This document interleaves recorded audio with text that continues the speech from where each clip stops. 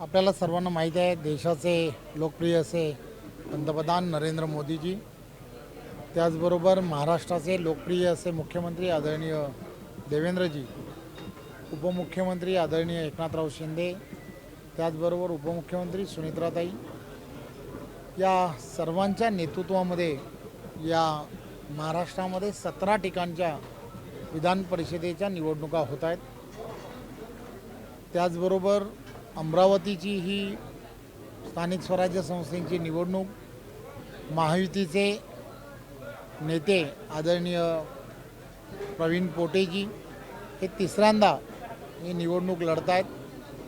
त्यामुळे या निवडणुकीमध्ये महायुतीचा उमेदवार हा प्रचंड बहुमताने जिंकून आला पाहिजे, या दृष्टिकोनातून इथल्या असणाऱ्या सर्व महायुतीच्या सर्व नेत्यांनी गेल्या 15-20 दिवस प्रचंड मेहनत केलेली आहे आणि आज महायुतीचे सर्व कार्यकर्ते नेते हे सर्वजण या निमित्ताने बैठकीच्या निमित्ताने या ठिकाणी एकत्र आले।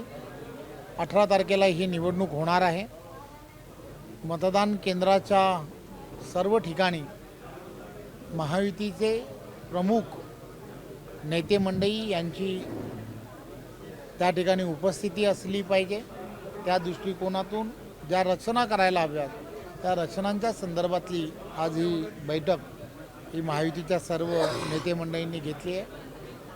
मला खात्री आहे की या निवडणुकीमध्ये प्रवीण पोटेजी हे प्रचंड बहुमताने जिंकून येतील, हा विश्वास महायुतीच्या सर्व तिथल्या असणाऱ्या नेत्यांनी, कार्यकर्त्यांनी आणि मतदारांनी सुद्धा दिलेला आहे। त्यामुळे येणाऱ्या निवडणुकीसाठी मी प्रवीणजींना सुद्धा खूप खूप शुभेच्छा देतो।